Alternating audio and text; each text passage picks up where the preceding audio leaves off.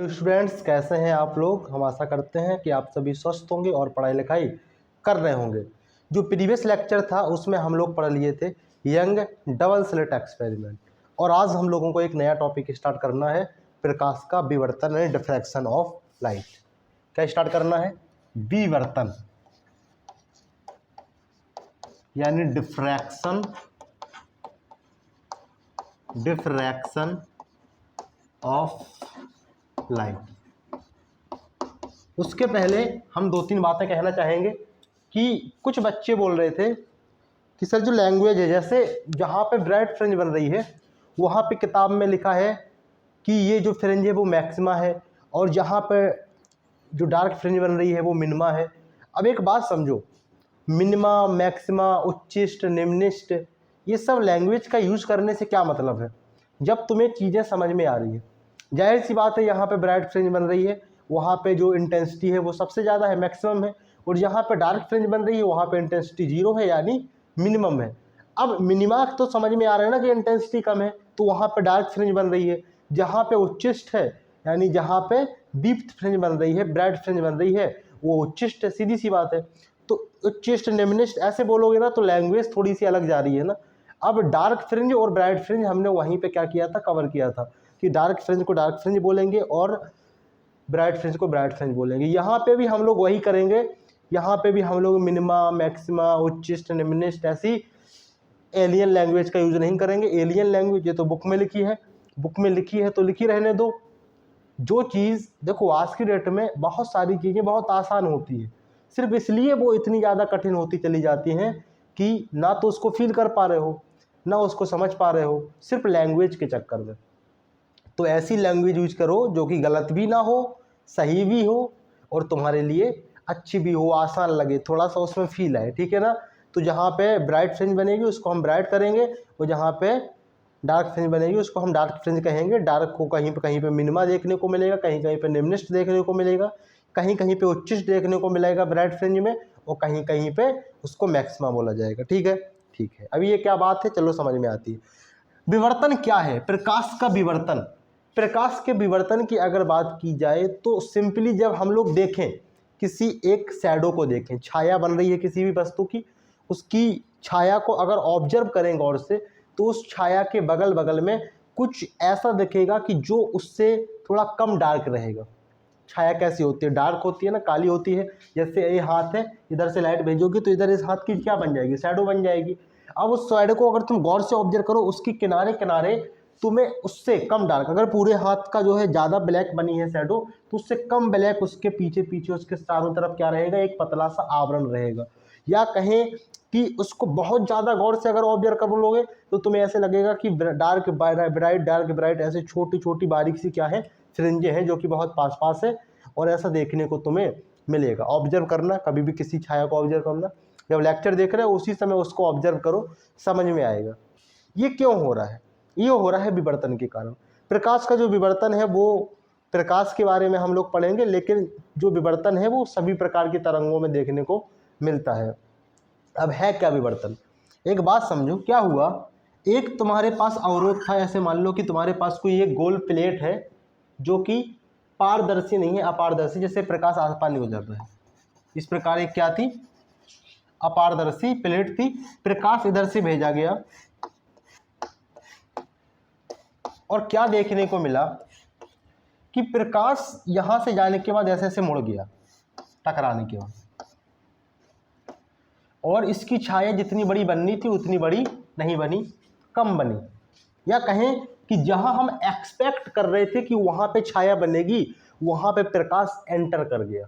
ठीक है ना। एक और चीज बताते हैं, एक ऐसे हमारे पास कोई ऐसे एक प्लेट है, मान लो ऐसे कोई प्लेट है, और उसमें एक क्या है, एक गोल छिद्र है। अब ऐसे इसको बना नहीं पा रहे ना, लेकिन मान लो कि ये क्या है, उस प्लेट के अंदर एक गोल छिद्र है, वो इधर से प्रकाश जा रहा है, और एक्सपेक्ट क्या कर रहे थे कि इधर इधर जहां जहां गोल है उधर प्रकाश जाएगा और बाकी सब प्लेट की क्या बन जाएगी, शैडो बन जाएगी।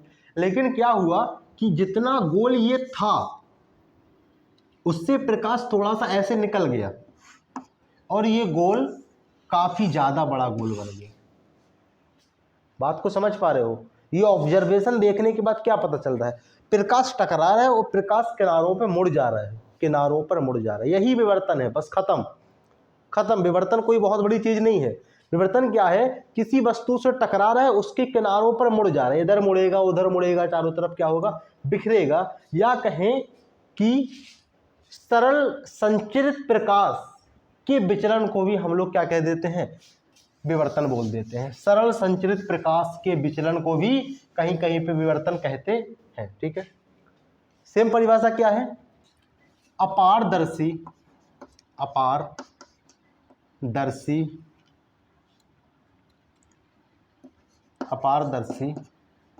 अवरोधों के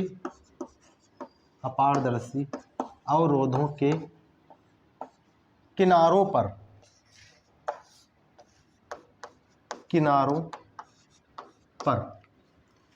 प्रकाश का मुड़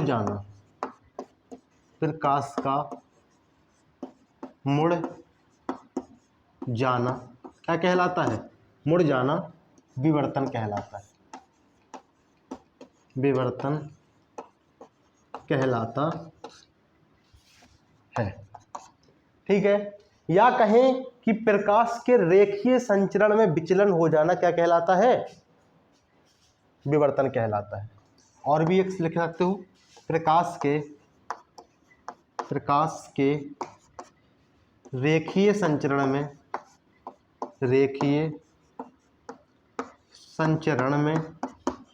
विचलन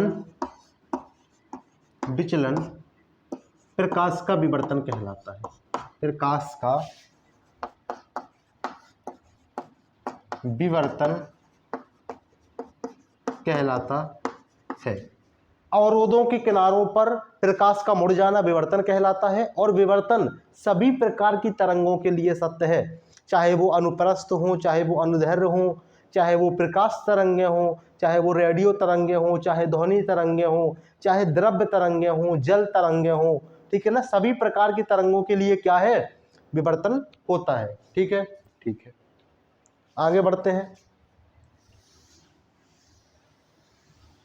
अच्छा, विवर्तन के प्रकार वगैरह भी लिखे हुए हैं, फ्राउन्सहोफर विवर्तन, ये वो दुनियादारी, इनसे मतलब है नहीं, इन सब चीज़ों में इतना ज़्यादा उलझना है नहीं। ठीक है ना, जो कि इम्पोर्टेंट भी नहीं है, फालतू की इन्फॉर्मेशन से कोई मतलब नहीं है। हम लोग सीधा स्टार्ट करते हैं सिंगल स्लिट एक्सपेरिमेंट, जिसे बोलते हैं कहीं कहीं पे एकल झिल्ली प्रयोग भी बोलते हैं, एकल झिल्ली, या हम तो सीधा इंग्लिश में लिख देंगे सिंगल स्लिट एक्सपेरिमेंट। ठीक है, single slit experiment, single slit experiment क्या होता है। डबल स्लिट एक्सपेरिमेंट पढ़ करके आ रहे हैं अभी, यंग डबल स्लिट एक्सपेरिमेंट, तो इतनी ज़्यादा इसमें दिक्कत होने वाली है नहीं अगर उसको अच्छे से ऑब्जर्व किए हो। देखो यहाँ इस एक्सपेरिमेंट में विवर्तन तो है, डिफ्रैक्शन तो है, लेकिन इंटरफेरेंस का भी यूज होगा भरपूर तरीके से। ठीक है ना, तो इंटरफेरेंस अगर क्लियर नहीं है तो इससे अगला वाला लेक्चर देखो। ठीक है, अब देखो सिंगल स्लिट एक्सपेरिमेंट है क्या। सिंगल स्लिट एक्सपेरिमेंट की बात की जाए तो किसी एक स्लिट में प्रकाश जा रहा है, ऐसे ये क्या है, पूरी स्लिट है, उसमें एक छिद्र है, क्या है, छिद्र, और प्रकाश जा रहा है। तो ऑब्जर्वेशन करो कि क्या हो रहा है। देखो बताते हैं क्या हो रहा है। अगर ये पर्दा है तो पर्दे पे देखना क्या हो रहा है, पर्दे पे इसके जस्ट सामने क्या बनेगी, ब्राइट बनेगा, क्योंकि इधर सामने सीधा क्या जा रहा है, प्रकाश जा रहा है, ब्राइट, VRI ब्राइट। और अगर जस्ट सामने ब्राइट बन रहा है, यानी ब्राइट स्पॉट बन रहा है, ब्राइट फ्रिंज बन रही है, जो भी बन रही है, ठीक है, जब इसके सामने जस्ट ब्राइट फ्रिंज बन रही है तो एक बात समझो, यहाँ से तो प्रकाश जा ही रहा है, क्या कमाल हो गया, कुछ कमाल नहीं हुआ। लेकिन ये जो ब्राइट फ्रिंज बन रही है, बहुत बड़ी ब्राइट फ्रिंज बन रही है। यहाँ पे फ्रिंजें तो हमारी किसमें बन रही थी, फ्रिंजें तो हमारी डबल स्लिट एक्सपेरिमेंट बन रही थी, वहां पे तो कमाल हो रहा था। क्यों, क्योंकि जहां पे ऐसे था, देखो डबल स्लिट, ऐसे था डबल स्लिट, इधर से प्रकाश जा रहा है, इधर से प्रकाश जा रहा है, और इधर पर्दे पे क्या है, इधर ब्राइट बन रही है, कमाल हो रहा है ना थोड़ा सा, है ना। लेकिन सिंगल स्लिट में क्या है, जिधर से प्रकाश एंटर कर रहा है उसके सामने क्या बन रही है, ब्राइट बन रही है, लेकिन वो बहुत ब्राइट बन रही है, तुम्हारी एक्सपेक्टेशन से भी ज़्यादा।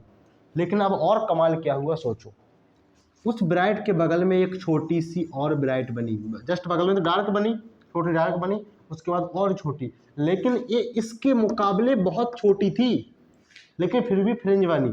उसके बाद और छोटी, उसके बाद और छोटी, उसके बाद और छोटी, उसके बाद एकदम छोटी, ऐसे ऐसे खत्म हो गई। ठीक है ना।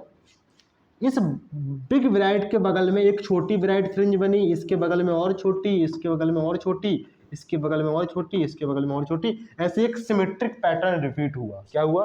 Symmetric pattern. यहाँ से प्रकाश गया, एंटर किया, और यहाँ पे एक बिग ब्राइट फ्रिंज बनी, उसके बगल में इससे अकॉर्डिंग, ये तो इससे तो बड़ी है लेकिन इस बिग ब्राइट से बहुत छोटी है।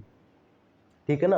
अगर हम लोग इंटेंसिटी की बात करें, एक ग्राफ बनाए इंटेंसिटी में और कंपेयर करें कि सेंटर ब्राइट और फर्स्ट ब्राइट और सेकंड थर्ड ऐसे ब्राइट का अगर बात करें, तो देखो इंटेंसिटी किस तरीके से उछाल मार रही है। देखो ऐसे ऐसे ग्राफ होगा, ऐसे, समझ पा रहे हो ना। देखो ये देखो ब्राइट फ्रिंज के लिए कितनी ज़्यादा इंटेंसिटी है और इसके जस्ट बगल में कितनी कम, उससे और कम, उससे और कम। इस प्रकार एक तुम्हें ग्राफ देखने को मिलेगा। ठीक है। ऐसे ये डायग्राम क्यों बनाए? इस डायग्राम को बनाने का एक बड़ा लक्ष्य था कि किताब में ये डायग्राम बना है। ऐसे ऐसे ऐसे ऐसे डायग्राम देख करके बच्चों को बड़ा डर लगने लगा है, लेकिन ये कोई बड़ी बात थोड़ी है। ये तो सीधा ये बता रहा है कि ब्राइट फ्रिंज बहुत बड़ी ब्राइट बन रही है तो उसकी इंटेंसिटी बहुत ज़्यादा है। अब सेकंड कम उछाल क्यों है? क्योंकि इसके बगल में ब्राइट तो बन रही है लेकिन उसकी इंटेंसिटी इसके मुकाबले बहुत कम है। ये बहुत बड़ी, उससे एकदम से छोटी, तो और छोटी और छोटी, धीरे धीरे ये फ्रिंज क्या हो गई? खत्म हो गई। तो इंटेंसिटी भी धीरे धीरे क्या हो गई? खत्म हो गई। ठीक है ना। ठीक है। अब ये हो क्यों रहा है इसको समझना पड़ेगा। कैसा हो रहा है ये तो समझ में आया। इसके लिए अगर तुम्हें लिखनी है थ्योरी तो लिख लो। क्या हो रहा है?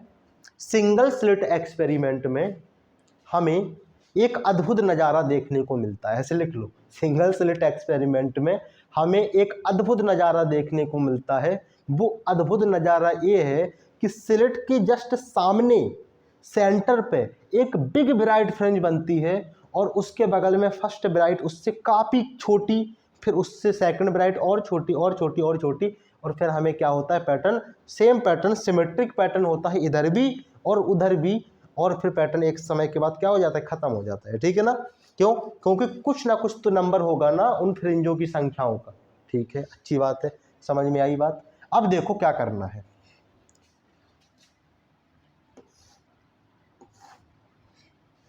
इधर से प्रकाश क्या हो रहा है? गुजर रहा है। अब देखो यहाँ जो विवर्तन हो रहा है, अभी तुम लोगों ने किताब में देखा होगा डायग्राम ना, तो यहाँ पे एक क्या बना है? उत्तल लेंस बना है। क्यों बना है उत्तल लेंस? क्यों? क्योंकि तुम्हें जो प्रकाश की किरणें चाहिए ये समांतर प्रकाश की किरणें चाहिए। ठीक है ना। अब अगर तुम्हारे पास कोई पॉइंट स्रोत है, ऐसा तो है नहीं सारी की सारी प्रकाश की तरंगें सीधे सीधे कैसे आ जाएंगी? एकदम समांतर कैसे आ जाएंगी? अब तुम ऐसे तो है नहीं कि किसी स्रोत को अनंत पर रखो, वहां से आते आते इंटेंसिटी भी कम हो जाए, खत्म हो जाए, कितने सारे अवरोध रहे। तो क्या करते हैं, अगर तुम्हारे पास कोई पॉइंट स्रोत भी है, रख दिए इसको किसके? उत्तल लेंस के फोकस पे रख दिए। जब इसको उत्तल लेंस के फोकस पे रख दोगे तो ये क्या करेगा? ये जो प्रकाश की तरंगें हैं इनको समांतर कर देगा। क्या कर देगा? समांतर। ठीक है ना। समझ पा रहे हो ना बात को। तो इसका यूज यही है कि सिर्फ इतना यूज है कि ये क्या कर रहा है? सारी तरंगों को, सारे प्रकाश की किरणों को समांतर कर रहा है, और यहाँ से एंटर करेंगे प्रकाश की तरंगें कैसे? समांतर एंटर करेंगे। ठीक है। ठीक है, अच्छी बात है।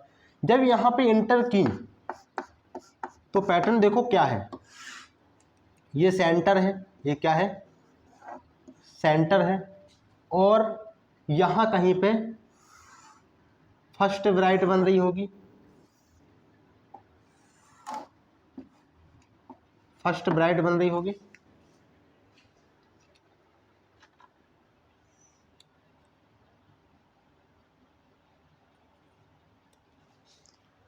यहाँ कहीं पे सेकंड ब्राइट बन रही होगी, सेकंड ब्राइट। यहाँ कहीं पे थर्ड ब्राइट बन रही होगी, थर्ड ब्राइट। यहाँ कहीं पे फर्स्ट डार्क बन रही होगी, यहाँ कहीं पे सेकंड डार्क फ्रिंज बन रही होगी, यहाँ कहीं पे थर्ड डार्क फ्रिंज बन रही होगी। इसी प्रकार का सिमेट्रिक पैटर्न नीचे भी रिपीट होगा। यहाँ कहीं पे फर्स्ट ब्राइट बन रही होगी, यहाँ कहीं पे सेकंड ब्राइट बन रही होगी, यहाँ कहीं पे थर्ड ब्राइट बन रही होगी, और सिमेट्रिक पैटर्न रहेगा, यहाँ कहीं पे फर्स्ट डार्क, यहाँ कहीं पे सेकंड डार्क, और यहाँ कहीं पे थर्ड डार्क। इस प्रकार का पैटर्न रिपीट हो रहा होगा। अब देखो हो क्या रहा है, यहाँ पे देखो कहाँ पे विवर्तन हो रहा है, कहाँ पे इंटरफेरेंस हो रहा है, समझना बात को, इस बात को समझना। सिर्फ यहाँ से प्रकाश मुड़ रहा है और चारों दिशाओं में फैल रहा है। क्या हो रहा है? चारों दिशाओं में फैल रहा है। इस जगह पे प्रकाश का विवर्तन हो रहा है। क्या हो रहा है? प्रकाश का विवर्तन। प्रकाश यहाँ से एंटर किया तो जस्ट सामने जाना चाहिए था, लेकिन क्या हुआ? प्रकाश चारों तरफ फैल गया, यहाँ पे विवर्तन हुआ। लेकिन ये जो फ्रिंजें बन रही हैं डार्क ब्राइट, ये हो रहा है इंटरफेरेंस, यानी व्यतिकरण। फ्रिंजें तो व्यतिकरण के कारण बन रही हैं, लेकिन यहाँ पे क्या हो रहा है? विवर्तन हो रहा है। अब तुम जब एग्जाम्पल देखते हो तो क्या बोल देते हैं कि ये जो सिंगल स्लिट एक्सपेरिमेंट है ये विवर्तन के लिए है, और जो डबल स्लिट एक्सपेरिमेंट है वो इंटरफेरेंस के लिए। नहीं, वहाँ पे भी विवर्तन हुआ है, लेकिन वहाँ पे हमने स्पेशली फ्रिंजों की बात की। वहाँ पे ये नहीं बोला कि देखो डबल स्लिट था, इस तरह का डबल स्लिट था, यहाँ से प्रकाश एंटर किया, प्रकाश ऐसे ऐसे फैल गया ना। हाँ, ये अलग बात थी कि डबल स्लिट पहले हुआ और सिंगल स्लिट बाद में। हाँ, समझ में आई ना बात? तो यहाँ से प्रकाश मुड़ रहा है ना, ये मुड़ना ही क्या है? विवर्तन है। और यहाँ पे फ्रिंजें बन रही हैं, संपोषी व्यतिकरण, विनाशी व्यतिकरण क्या हो रहा है हम सभी लोग अभी समझने वाले हैं, ठीक है ना। तो ये जो फ्रिंजें है ये तो व्यतिकरण के कारण है, लेकिन जो प्रकाश मुड़ रहा है वो किसके कारण है? वो है विवर्तन के कारण, ठीक है। अब हम लोग क्या निकालेंगे? सेंटर से फर्स्ट ब्राइट के बीच की दूरी, सेंटर से सेकंड ब्राइट की दूरी, यही क्या करना है? निकालना है। चलो ठीक है।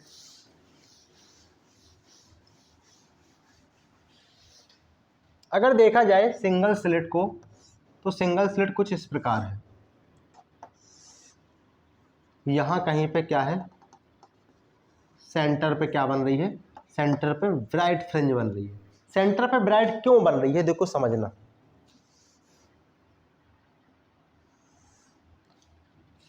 क्या हुआ? प्रकाश ऐसे समांतर जा रहा है, ठीक है ना, ऐसे समांतर प्रकाश एंट्री किया। अब यहां से प्रकाश मुड़ा और यहां पहुंचा, यहां से प्रकाश मुड़ा और यहां पहुंचा, और जहां जहां से प्रकाश मुड़ रहा होगा वो यहीं पे पहुंच रहा होगा। अब कहोगे कि यहाँ का किनारे का प्रकाश तो मुड़ के यहाँ तक पहुंच गया, क्योंकि किनारे से प्रकाश फैल रहा है, लेकिन यहाँ से प्रकाश कैसे मुड़ गया? तो ये छिद्र क्या है ना, ये तुम्हें दिखाने के लिए इतना बड़ा छिद्र बनाया गया है। हकीकत में ये बहुत छोटा छिद्र है, प्रकाश की तरंगदैर्घ्य के बराबर ही छिद्र है। कई नैनोमीटर मिलीमीटर का ये छिद्र है, ठीक है ना, मिलीमीटर के लगभग ये छिद्र है। नैनोमीटर तो बहुत ज़्यादा बोल दिए, कम, मिलीमीटर में ये छिद्र है। ये छिद्र काफ़ी छोटा है, इसलिए प्रकाश की किरणें सारी की सारी मुड़ करके कहाँ पहुँच रही हैं? सेंटर पे पहुँच रही हैं। अब देखना, अगर ये वाली फर्स्ट वाली इसको तरंग को x1 माने, इसको x2 माने, और पथांतर देखेंगे x1 माइनस x2, x1 बराबर x2 है, तो पथांतर कितना आ जाएगा? शून्य आ जाएगा। और जब पथांतर शून्य आ गया तो यहाँ पे क्या हो जाएगा? कौन सा इंटरफेरेंस हो जाएगा? संपोषी व्यतिकरण हो जाएगा, और यहाँ पे प्रकाश 4 गुनी इंटेंसिटी से चमकेगा। और इसी प्रकार सारी तरंगें, अगर ये x1 है x2 है, सारी एक दूसरे के लिए क्या है? पथांतर शून्य कर रही है, इसीलिए सेंटर पे बिग ब्राइट फ्रिंज बन रही है, बिग ब्राइट, ठीक है ना। अभी देखना कि इसके बगल वाली छोटी इतनी छोटी क्यों बन रही है, समझना बात को, पूरी बात को समझना। देखना, अगर फर्स्ट ब्राइट की बात की जाए, किसकी बात की जाए? फर्स्ट ब्राइट की,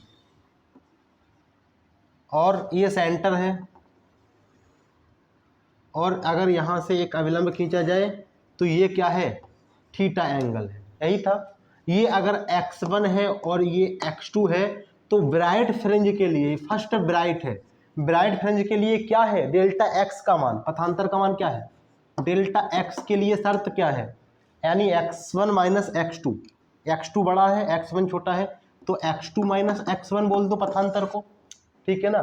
पथांतर क्या है? जानते ही हो पथांतर, पाथ डिफरेंस। डेल्टा x के लिए शर्त क्या है? फर्स्ट ब्राइट के लिए डेल्टा x के लिए शर्त है कि डेल्टा x का मान या तो 0 हो, या तो लैम्डा हो, या तो 2 लैम्डा हो, या तो 3 लैम्डा हो, या तो 4 लैम्डा हो, या तो 5 लैम्डा। इस रूप का अगर डेल्टा x का मान है तो वहाँ पे समपोषी व्यतिकरण हो रहा है। ये समपोषी व्यतिकरण की शर्त है। क्या है? शर्त है। अच्छी बात है। लेकिन अगर फर्स्ट ब्राइट की बात किया जाए तो यहाँ पे डेल्टा एक्स का मान लैम्डा नहीं है। यहाँ पे डेल्टा एक्स का मान क्या है? यहाँ पे डेल्टा एक्स का मान है 3 λ/2। क्या बात कर रहे हो सर, ये क्या बात होगी? अभी देखो समझ में आएगी बात। इसीलिए फर्स्ट ब्राइट के पहले हम लोग बात करेंगे फर्स्ट डार्क फ्रिंज की। किसकी करेंगे? फर्स्ट डार्क की। ठीक है ना? तो इसी को फर्स्ट डार्क बोल देते हैं, फर्स्ट डार्क। और फर्स्ट डार्क की अगर बात करें तो देखो पहले तो हम लोग देख लेते हैं, ये दूरी को ए मान रहे। क्या मान रहे? ए। यहाँ कहीं इससे इसके ऊपर अभिलंब डाला गया था तो ये डेल्टा एक्स था। ठीक है ना? तो साइन थीटा की बात करें, अगर ये थीटा है तो ये भी क्या निकला था?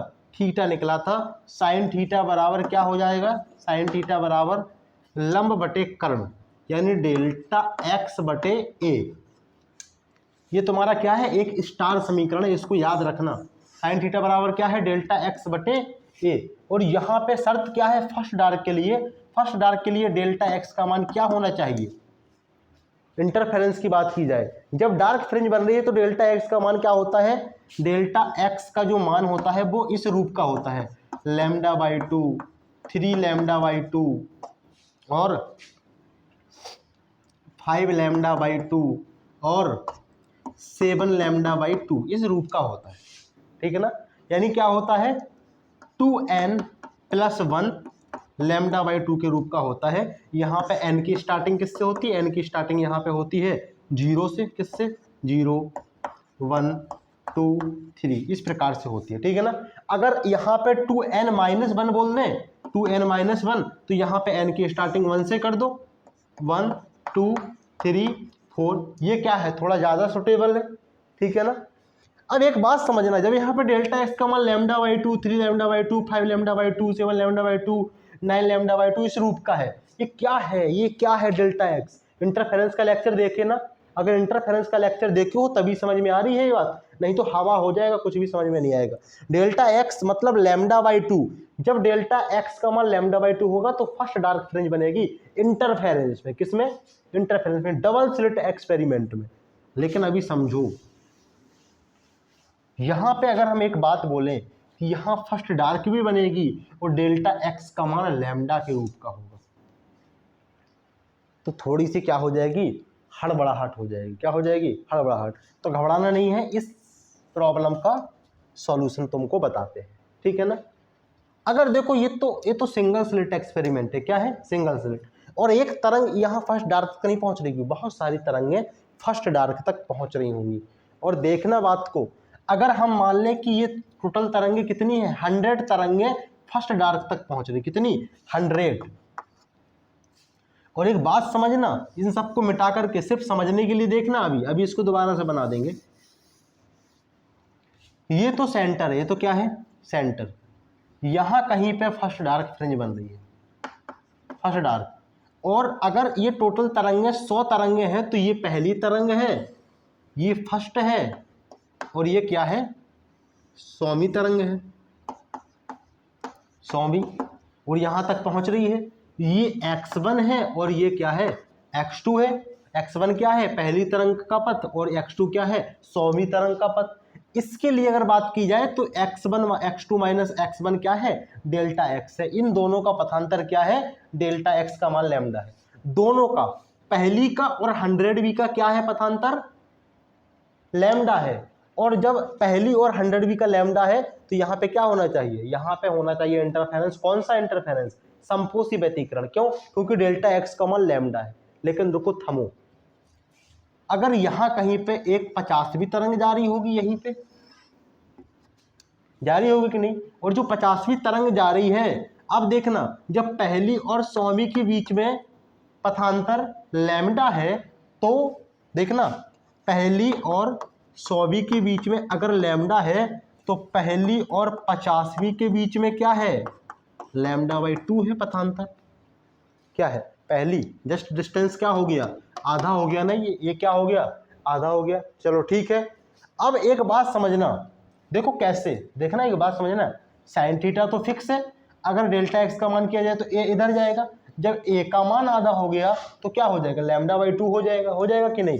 तो यहाँ से सीधा समझो कि पहले और 100वीं के बीच में डेल्टा एक्स का मान कितना है, अगर लैम्डा है तो पहली और 50वीं के बीच में कितना है डेल्टा एक्स का मान, λ/2 है, कितना है λ/2। तो देखना पहली और 50वीं के बीच में जो पथांतर है वो λ/2 है, तो दूसरी और 51वीं, देखना दूसरी और 51वीं के बीच में भी क्या है λ/2, तीसरी और 52, चौथी और 53, और इसी प्रकार 49 और 100 के बीच में भी क्या है λ/2। सारी तरंगें यहाँ पे पहुंच करके क्या हो गई, λ/2 है, तो क्या हो गया यहाँ पे, जब डेल्टा एक्स का मान λ/2 है तो उन्होंने क्या किया, उन्होंने विनाशी व्यतिकरण किया, वो पहली और 50वीं, दूसरी 51वीं, तीसरी और 52वीं सब जा करके वहां पे क्या हो गई, खटाक खटाक नष्ट हो गई, क्या हो गई, खत्म हो गई। और जब वो खत्म हो गई तो क्या हुआ, यहाँ पे विनाशी व्यतिकरण हुआ, और जब विनाशी व्यतिकरण हुआ तो यहाँ तो डार्क फ्रिंज बनेगी। अब एक क्वेश्चन एक बच्चे ने हमको ऑफलाइन क्लास में पूछा था, बड़ा अच्छा सा क्वेश्चन था उसका, उसको समझना। उसने कहा कि सर पहली तरंग और 100वीं तरंग क्या दिखा रही है, यहाँ पे एक संपोषी व्यतिकरण दिखा रही है। क्यों, क्योंकि पहली और 100वीं के बीच में क्या है, डेल्टा एक्स का मान लैम्डा है। लेकिन सर आपने बोला कि यहाँ पहली और 50वीं क्या दिखा रही है, पहली और 50वीं दिखा रही है λ/2, तो पहली और 50वीं यहाँ पे क्या कर लेगी, विनाशी व्यतिकरण कर लेगी।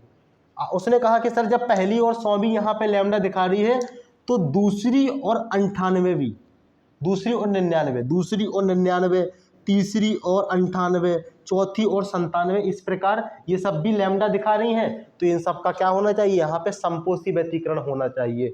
समझने के लिए बहुत बड़ी थिंकिंग चाहिए, ठीक है ना। तो यहाँ पे क्या होना चाहिए, संपोषी व्यतिकरण होना चाहिए। और आप बोल रहे हैं कि पहली और 50वीं यहाँ पे विनाशी व्यतिकरण लेगी, तो कहेंगे कि सर वो तरंगे जानती हैं क्या कि हमें यहाँ पे संपोषी करना है कि हमें यहाँ पे विनाशी करना है। एक बात समझना, पहली तरंग पहुंची क्योंकि पहली तरंग को डिस्टेंस कम चलना पड़ा, तो पहली तरंग पहले पहुंच गई, और 100वीं तरंग सबसे देर में पहुंचेगी। क्यों, क्योंकि 100वीं तरंग को सबसे ज्यादा डिस्टेंस चलना पड़ रहा है, और 50वीं 100वीं से तो पहले ही पहुंच जाएगी, 50वीं तो 100वीं से पहले ही पहुंच जाएगी। और जब ये वेरी ही नहीं करेगा, डेल्टा एक्स का मान लैम्डा 2 लैम्डा 3 लैम्डा इस n लैम्डा के रूप या 2n-1 λ/2 के रूप का नहीं होगा, तो वो कोई व्यतिकरण शो ही नहीं करेगा। तो सोचो पहली तो पहुंच ही गई थी, जब 50वीं पहले पहुंच गई 100वीं के पहले, तो पहली और 50वीं ने विनाशी व्यतिकरण ऑलरेडी कर लिया 100वीं के जाने से पहले।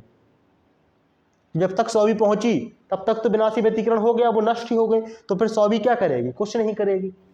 इसीलिए विनाशी व्यतिकरण हो रहा है, ना कि संपोषी व्यतिकरण हो रहा है, ठीक है ना।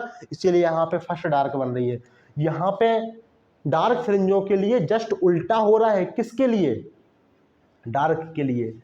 क्यों, क्योंकि डार्क के लिए यहाँ पे डबल स्लिट का जस्ट उल्टा हो रहा है, और यहाँ पे डेल्टा एक्स का मान क्या है, लैम्डा है। और वहाँ पे जब फर्स्ट डार्क बन रही थी, फर्स्ट ब्राइट बन रही थी डबल स्लिट में, तो फर्स्ट ब्राइट के लिए क्या था, डेल्टा एक्स का मान लैम्डा था। यहाँ फर्स्ट डार्क बन रही है तो डेल्टा एक्स का मान लैम्डा है। तो यहाँ पे लिख लो, फर्स्ट डार्क फ्रिंज के लिए, फर्स्ट डार्क के लिए path difference, path difference, path difference, difference क्या होगा, पाथ डिफरेंस डेल्टा एक्स का मान लैम्डा होगा, ठीक है ना। चलो ठीक है, अब देखो इसमें रख लेते हैं साइन थीटा बराबर, साइन थीटा बराबर, यहाँ पे हेडिंग भी डाल लेना, फर्स्ट डार्क के लिए, किसकी लिए बात हो रही है, फर्स्ट डार्क के लिए, फर्स्ट डार्क फ्रिंज के लिए, अब इसी बात को लोग लिख देते फर्स्ट मिनिमा के लिए, तो क्या अलग बात है क्या, फर्स्ट डार्क फ्रिंज बोल दो तो भी सही हो, फर्स्ट मिनिमा बोल दो तब भी। साइन थीटा बराबर डेल्टा एक्स का मान लैम्डा रखोगे तो λ/a हो जाएगा, ठीक है ना। चलो ठीक है, अब इस बात को समझना, आगे बढ़ते हैं। जब साइन थीटा का मान क्या है, λ/a है, तो यहाँ पे साइन थीटा λ/a है, इसको समीकरण नंबर फर्स्ट मान लो।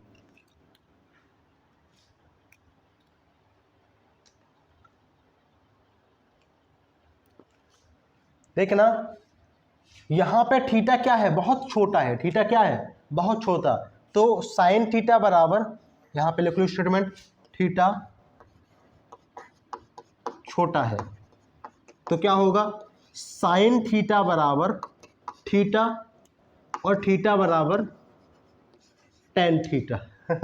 कुछ चीज़ें तो इलॉजिकल होती ही होती हैं, तो सीधी सी बात है, ये चीज़ तो हम लोग काफ़ी दिनों से करते आ रहे हैं, ठीक है ना। साइन थीटा बराबर थीटा लिख सकते हो तो थीटा बराबर टेन थीटा भी लिख सकते हो। अब यहाँ पे देखना, ये दूरी y है, सेंटर से फर्स्ट डार्क फ्रिंज के बीच की दूरी क्या है, y है, और ये स्लिट से पर्दे के बीच की दूरी कैपिटल D है, क्या है, कैपिटल D। अगर इस त्रिभुज की बात करें, इसके लिए यहाँ कुछ भी पॉइंट मान लो, इस त्रिभुज की बात करें तो देखो टेन थीटा बराबर क्या हो जाएगा, y बटे d। तो देखना यहाँ पे टेन थीटा बराबर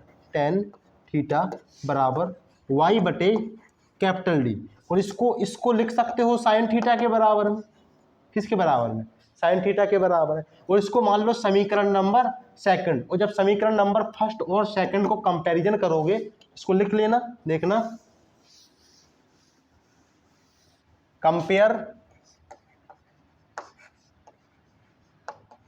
या फिर सीधा लिखो ना समीकरण फर्स्ट और सेकंड से, फर्स्ट और सेकंड से बात करोगे तो लैम्डा बाई ए बराबर में क्या आ जाएगा, y बाई डी, और यहाँ से जब y का मान निकालोगे, y बराबर क्या आ जाएगा, लैम्डा डी बटे ए। तो सेंटर से फर्स्ट डार्क के बीच की दूरी क्या है, लैम्डा डी बटे ए, ये क्या आ गया, आपका फॉर्मूला आ गया, यानी सेंटर से फर्स्ट डार्क के बीच की दूरी आ गई, ठीक है ना। जब सेकंड डार्क बनेगा तो डेल्टा एक्स का मान क्या होगा, 2 लैम्डा होगा। जब थर्ड डार्क बनेगा तो डेल्टा एक्स का मान क्या होगा, 3 लैम्डा होगा। देखो समझो, यहाँ पे स्टेटमेंट लिख लो, इसको पहले लिख लेना पूरा, ठीक है ना, जो रफ कर दिए। फर्स्ट डार्क के लिए तो ये फॉर्मूला हो गया, ठीक है ना। अब इसको अगर हम स्टार समीकरण को लिख दें, ये अगर लैम्डा को लैम्डा ना लिखते, इसको सीधा डेल्टा एक्स से कंपेयर करते, तो y बराबर डार्क के लिए क्या आ गया, डेल्टा एक्स डी बटे ए। देखो डेल्टा एक्स का मान ही लैम्डा रखे है ना, ये स्टार है, और स्टार आगे चल के क्या बनता है, सुपर स्टार बनता है। क्या बनता है, सुपर स्टार। समझना बात को, फर्स्ट डार्क के लिए तो डेल्टा एक्स का मान लैम्डा रखे, सेकंड डार्क के लिए डेल्टा एक्स बराबर क्या हो जाएगा, 2 लैम्डा। थर्ड डार्क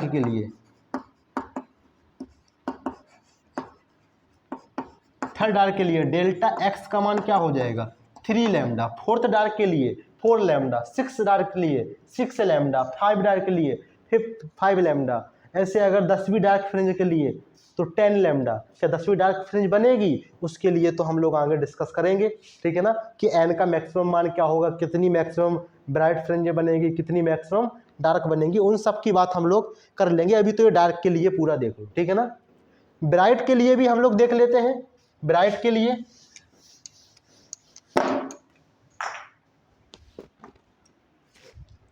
अगर ब्राइट फ्रिंजों की बात की जाए तो देखना, ये स्लिट है, ये पर्दा है, नॉर्मल समझना, आसानी से समझ में आएगा। ये क्या है, सेंटर है, इस पे क्या बनेगी, ब्राइट बनेगी।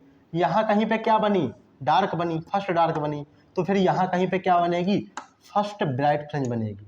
देखना, जो फर्स्ट डार्क फ्रिंज है ये लैम्डा पे बन गई, तो अगर ब्राइट की बात करें तो ये लैम्डा, 2 लैम्डा, 3 लैम्डा, इस प्रकार से डार्क का रूप चल रहा है। तो ब्राइट का lambda by 2, 3 lambda by 2, 5 lambda by 2, 6, 7 lambda by 2, इस तरह का चलना चाहिए। लेकिन सोचना, जब ये फर्स्ट डार्क लैम्डा से स्टार्ट हुई तो लैम्डा बाई कहीं सेंटर और फर्स्ट डार्क के बीच में है क्या, तो सेंटर और फर्स्ट डार्क के बीच में लैम्डा बाई 2 है, तो यहाँ कहीं तो फर्स्ट ब्राइट है ही नहीं, ये तो लैम्डा से ज़्यादा ही दूरी होगी। तो देखना ये क्या हो जाएगा, 3 लैम्डा बाई 2 से स्टार्ट होगी। अब यहाँ पे तुम्हें समझना पड़ेगा कि फर्स्ट ब्राइट के लिए डेल्टा एक्स बराबर क्या होने वाला है, 3 लैम्डा बाई 2। यहीं से स्टार्टिंग ही हो रही है, ठीक है ना।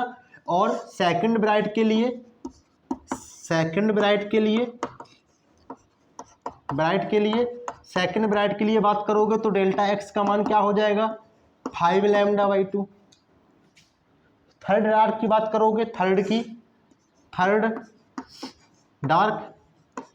डार्क की बात करोगे तो डेल्टा एक्स का मान क्या हो जाएगा, समझो 5 लैम्डा बाई 2 है तो क्या हो जाएगा 7 लैम्डा बाई 2। अब यहाँ पे रूप किस रूप का बन रहा है, देखना डेल्टा एक्स का जो रूप है वो बन रहा है 2n + 1 लैम्डा बाई 2 और यहाँ पे n की स्टार्टिंग भी 1 से हो रही है, 1 2 3 4 और ऐसे ऐसे। अगर डेल्टा एक्स का मान इस रूप का है और n का मान 1 रखोगे, देखना 2 बन जा 2 + 1 3 लैम्डा बाई 2, 2 2 जा 4 + 1 5 लैम्डा बाई 2। ठीक है ना, क्लियर है कि नहीं बात, चलो ठीक है क्लियर है। अब हम लोग देखो ये बात तो समझ गए, तो स्टार समीकरण क्या है, स्टार समीकरण की बात की जाए तो y बराबर डेल्टा एक्स डी बटे ए है। और अगर हमें फर्स्ट ब्राइट के बीच की दूरी निकालनी है, सीधा सिंपल सा फॉर्मूला है, क्या कहे थे, स्टार समीकरण सुपर स्टार बनता है। स्टार समीकरण को अगर ध्यान दे लिए तो तुम सारे सेंटर से सारे फ्रेंजों के बीच की दूरी निकाल लोगे, आसानी से निकाल लोगे। यहाँ पे डेल्टा एक्स का मान जब तुम 3 लैम्डा बाई 2 रखोगे तो तुम्हें सेंटर से फर्स्ट ब्राइट के बीच की दूरी मिलेगी। और जब तुम सेकंड ब्राइट की बात करोगे तो जब तुम डेल्टा एक्स का मान 5 लैम्डा बाई 2 रखोगे डेल्टा एक्स का मान, तो तुम्हें सेंटर से सेकंड ब्राइट के बीच की दूरी मिलेगी। जब तुम डेल्टा एक्स का मान 7 लैम्डा बाई 2 रखोगे डेल्टा एक्स का मान, तो तुम्हें सेंटर से थर्ड ब्राइट के बीच की दूरी मिलेगी। या तुम डेल्टा एक्स का मान इस रूट का रखोगे और इसमें n का मान 1 रखोगे तो फर्स्ट ब्राइट, 2 रखोगे तो सेकंड ब्राइट, 3 रखोगे तो थर्ड ब्राइट, 4 रखोगे तो फोर्थ ब्राइट, 5th रखोगे तो फिफ्थ ब्राइट। एक चीज बड़ी अच्छी थी समझने के लिए कि अच्छा डार्क के लिए तो समझ लिए कि पहली डार्क और 100वीं डार्क के बीच में जो डेल्टा एक्स है पथांतर है वो लैम्डा है, तो पहली और 50वीं के बीच में लैम्डा बाई 2 है, तो पहली की जस्ट 50 दूसरे की जस्ट 50 को नष्ट कर देंगे, वहां डार्क बन जाएगा। ब्राइट की बात करें तो कॉन्सेप्ट समझना, अगर ये पर्दा है और ये सेंटर है और यहां कहीं मान लो कि फर्स्ट ब्राइट बन रही है, क्या बन रही है फर्स्ट ब्राइट, और ये x1 है और ये x2 है, ठीक है ना। अब देखना 3 लैम्डा बाई 2 x1 यानी पहली 100 ही मान लो कि 100 तरंगें हैं, पहली और 100वीं, ठीक है ना, पहली और 100 है, थोड़ा मान लो 99 मान लो, कितनी मान लो 99, 100 से एक कम मान लो, एक आध तरंग पहुंचेगी भी तो कोई मतलब है नहीं।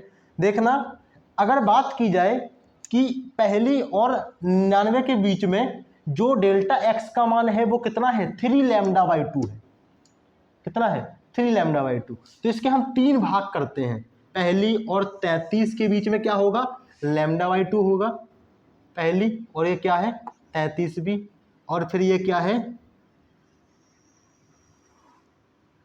66वीं, क्या है 66। अब 3 भाग बन गए। देखना पहली और 33 के बीच में डेल्टा एक्स का मान क्या है लैम्डा बाई 2, देखो पहली और 33 के बीच में डेल्टा एक्स का मान क्या है लैम्डा बाई 2, और फिर क्या हो जाएगा 34 और 66 के बीच में क्या हो जाएगा लैम्डा बाई 2, और फिर 67 और 99 के बीच में क्या हो जाएगा लैम्डा बाई 2। अब बात समझना, पहली और 33 ये क्या करेंगी इतनों को नष्ट कर देंगी, क्योंकि पहली और 33 के बीच में लैम्डा बाई 2, तो सेकंड और 34 के बीच में लैम्डा बाई 2, तो ये पहली और 33 क्या करेंगी 34 से 66 तक की तरंगों को नष्ट कर देंगी, यानी डेल्टा एक्स का लैम्डा बाई 2 तो क्या कर लेंगी विनाशी व्यतिकरण कर लेंगी। लेकिन ये 67 से 99 तक की तरंगें तो बच गई, क्या हो गई बच गई, और ये जो बची तरंगें हैं ये यहाँ पे जाकर के पहुंचेंगी। अब यहाँ कोई भी व्यतिकरण वो नहीं करेंगी, और व्यतिकरण नहीं करेंगी लेकिन यहाँ प्रकाश तो पहुंचेगा, उतनी तरंगें तो यहाँ पे पहुंचेंगी और यहाँ पे फ्रिंज क्रिएट करेंगी, वो प्रकाश वहाँ पे पहुंचाएंगी, ठीक है ना। और वो जब प्रकाश वहाँ पे पहुंचेगा तो वहाँ कुछ ना कुछ तो ब्राइट रहेगा, इसीलिए यहाँ ब्राइट तो है लेकिन इस सेंटर के कंपैरिजन में बहुत कम ब्राइट है। क्यों, क्योंकि बहुत सारी तरंगों ने तो विनाशी व्यतिकरण कर लिया और कुछ तरंगें जो पहुंच रही हैं वहाँ पे संपोषी व्यतिकरण नहीं कर रही हैं, सिर्फ वहाँ पे पहुंच रही हैं। इस बात को समझना, इसीलिए जब वो संपोषी व्यतिकरण नहीं करती हैं तो उसकी इंटेंसिटी बहुत कम होती है वहाँ पे, और वो सेंटर ब्राइट से बहुत छोटी छोटी दिखती हैं, और धीरे धीरे धीरे धीरे तरंगों की संख्या कम हो जाएगी, एक समय के बाद वो क्या हो जाएंगी, तरंगें नष्ट हो जाएंगी। ठीक है ना। आई थिंक कि आपको फील आया होगा कि कैसे ब्राइट फ्रिंज बन रही है, कैसे डार्क फ्रिंज बन रही है। कल के लेक्चर में हम लोग डिस्कस करेंगे फ्रिंजों की चौड़ाई के बारे में, इंटेंसिटी के बारे में और बाकी सारी चीज़ों के बारे में। आज का लेक्चर करते हैं यहीं पे समाप्त। कहीं पे किसी को समझ में नहीं आया है तो वो रिपीट में लेक्चर को देखे। तब तक के लिए ओके बाय। पढ़ाई लिखाई करते रहो, बने रहो एलडी स्टडी के साथ। मिलते हैं अगले लेक्चर में।